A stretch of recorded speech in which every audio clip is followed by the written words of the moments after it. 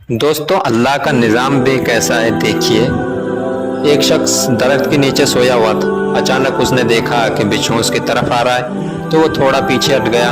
बिच्छू उसके पास से ऐसे गुजरा जैसे वो किसी काम को जा रहा हो। उसने सोचा, अजीब बात है कि मुझे कुछ किए बगैर ये आगे कैसे चला गया। उसने बिच्छू का पीछा करना शुरू कर दिया।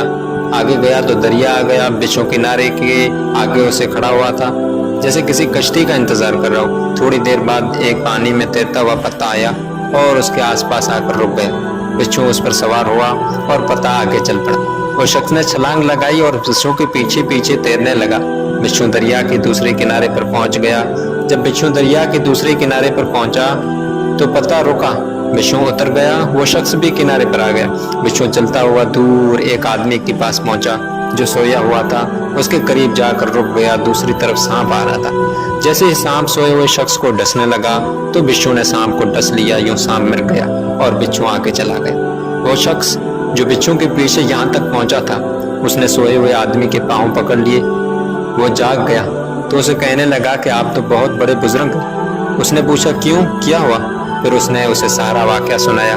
वाकया सुनने के बाद उसने कहा, भाई मैं तो यहूदी हूँ। उस शख्स ने यहूदी को छोड़ दिया और सर सजदे में रख दिया और कहने लगा, ए मेरे मालिक, तो एक बंदे को बचाने के लिए इतना बड़ा कारखाना चलाता है।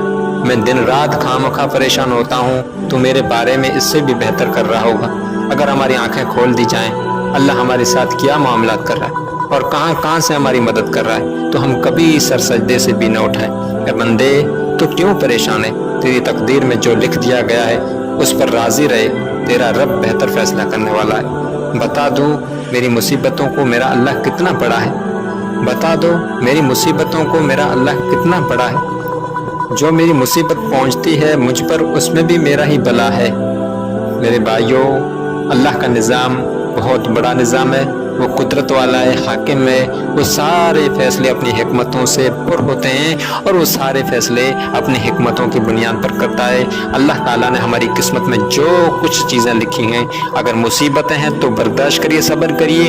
और अगर अमानतें हैं और अगर दौलत धन है या इसके अलावा और अगर कोई अल्लाह की नेमतें हैं तो उस पर अल्लाह का शुक्र बजा लाइए। ज़िंदगी में खुश रहिए। रब का हर हाल में आप ख्याल रखते रहिए, नमाजों का और इसके अलावा जो भी फराइज हम पर वाजिबात हैं उनका ख्याल रखते रहिए। अस्सलामु अलैकुम।